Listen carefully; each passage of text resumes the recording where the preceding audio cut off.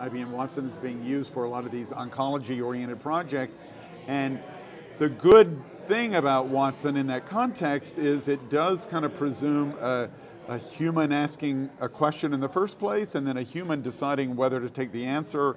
The answers, in most cases, still have confidence intervals, confidence levels associated with them. So, and in healthcare, it's great that we have this electronic medical record where the physician's decision or the clinician's decision about how to treat that patient is recorded. In a lot of other areas of business, we don't really have that kind of system of record to say, what decision did we make and why did we make it and so on. So in a way, I think healthcare, despite being very backward in a lot of areas, is kind of better off than a lot of areas of business. The other thing I often say about healthcare is if they're treating you badly and you die, at least there will be a meeting about it in a healthcare institution. In business, we screw up a decision, we push it under the rug, nobody ever considers it. What about 30 years ago, I think it was, with Porter's second book, and the concept of the value chain and sort of remaking the understanding of strategy. And you're talking about the API economy and the data flows within that. Can you help tie your concept, the data flows, the data value chain and the APIs that connect them with Porter's value chain across companies? Well, that's an interesting idea. I think, companies are just starting to realize that we are in this API economy. You don't have to do it all yourself. The smart ones have, without kind of modeling it in any systematic way, like the Porter value chain, have said, we need to have other people linking to our information through APIs.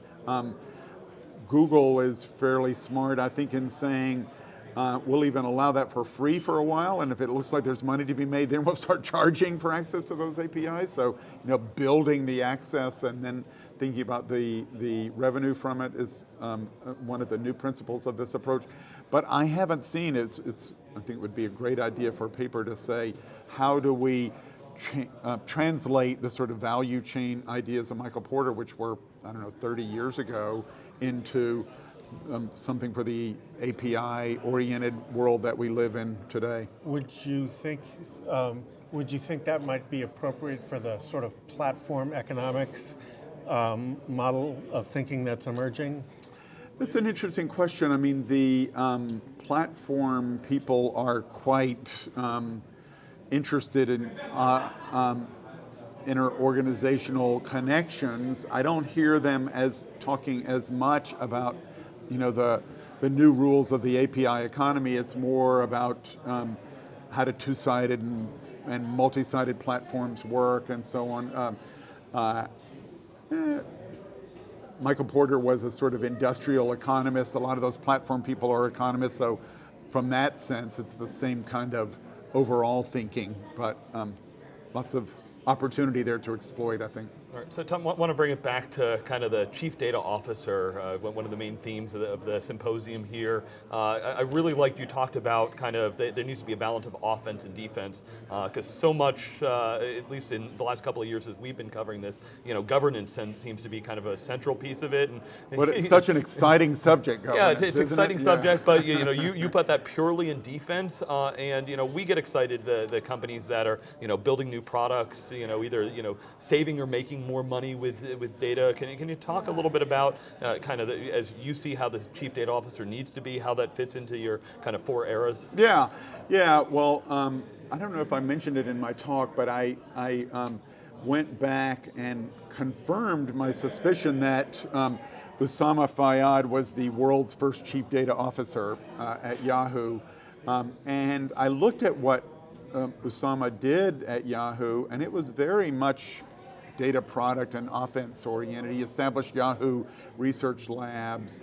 Not everything worked out well at Yahoo in retrospect, but I think they were going in the direction of what interesting data products can we create. And so I think we saw a lot of kind of what I call 2.0 companies in the big data area in Silicon Valley saying it's not just about internal decisions from data, it's what can we provide to customers in terms of data, not just access, but things that really provide value. That means data plus analytics. So, at LinkedIn, they attribute about half of their membership to the people you may know data product, and everybody else has a people you may know now as well. These companies haven't been that systematic about how you build them and how do you know which ones to actually take to market and so on. But I think now more and more companies, even big industrial companies, are realizing that this is a distinct possibility, and we ought to look externally with our data for opportunities as much as supporting internal decisions. And I guess you talk to companies like Yahoo, some of the big web companies, the whole big data meme has been about allowing tools and processes to get to a broader piece of the economy. Counterbalance that a little bit, large public clouds and services. How much can a broad spectrum of companies out there get the skill set and really take advantage of these tools versus or is it going to be something that I'm still going to need to go to some outside source for some of this? Well, I think it's all being democratized fairly rapidly. I read yesterday the first time the quote, "Nobody ever got fired for choosing Amazon Web Services." That's a lot cheaper than the previous company in that role, which was IBM, where you had to build up all these internal capabilities. So I think the human side is being democratized. There are over 100 universities now in the U.S. alone that have analytics-oriented degree programs. So I think there's plenty of opportunity for existing companies to do this. It's just a matter of awareness on the part of the management team. I think that's what's lacking in most cases. They're not watching your shows, I guess, enough. Along the lines of going back 30 years, we had a preference, actually a precedent, where the PC software sort of just exploded onto the scene, and it was, I want control over my information, not just spreadsheets, creating my documents. But then at the same time, IT did not have those guardrails to, help people from falling off, their bikes and getting injured. What tools and technologies do we have for both audiences today so that we don't repeat that mistake? Yeah, no, it's a very interesting question, and I think spreadsheets were great, the ultimate democratization tool, but depending on which study you believe, 20 to 80% of them had errors in them, and there were some pretty bad decisions that were made sometimes with them. So we now have the tools so that we could tell people, that spreadsheet is not going to calculate the right value, or you should not be using a pie chart for that visual display. I think vendors need to start building in those guardrails, as you put it, to say, here's how you use this product effectively in addition to just accomplishing your basic task. But you wouldn't see those guardrails extending all the way back to the data that's being provisioned for the users. Well, I think ultimately, if we got to the point of having better control over our data to saying you should not be using that data element, it's not the right one for representing customer address or something along those lines. We're not there yet in the vast majority of companies. I've seen a few that have kind of experimented with data watermarks or something to say, yes, this is the one that you're allowed to use. It's been certified as the right one for that purpose, but we need to do a lot more in that regard. Yeah. All right. So, Tom, you've got a new book that came out earlier this year. Only Humans Need Apply: Winners and Losers in the Age of Smart Machines. So I'll ask you the same question we asked Eric Brynjolfsson and Andy McAfee when they wrote The Second Machine Age. Are we all out of jobs soon? Well, I think they and I have become a little more optimistic as we look in some depth at the data.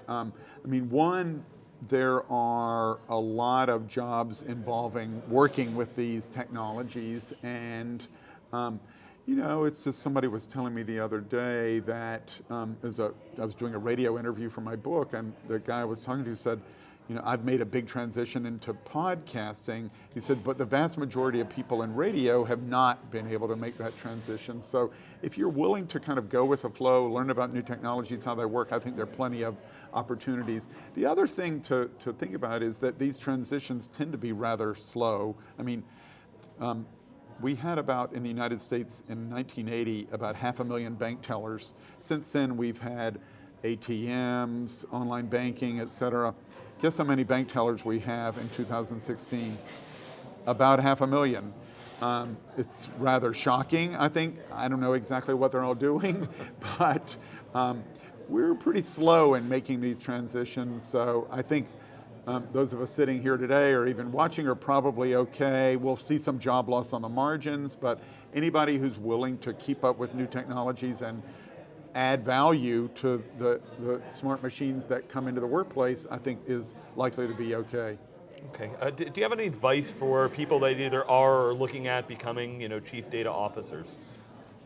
Well, yeah, as you said, balance offense and defense. Defense is a very tricky area to inhabit as a CDO because if you succeed and you prevent, you know, breaches and privacy problems and security issues and so on, nobody gives you necessarily any credit for it or even knows that it's because of your work that you were successful. And if you fail, it's obviously very visible and bad for your career too. So I think you need to supplement defense with offense activities around analytics, adding value to information, digitization, data products, et cetera.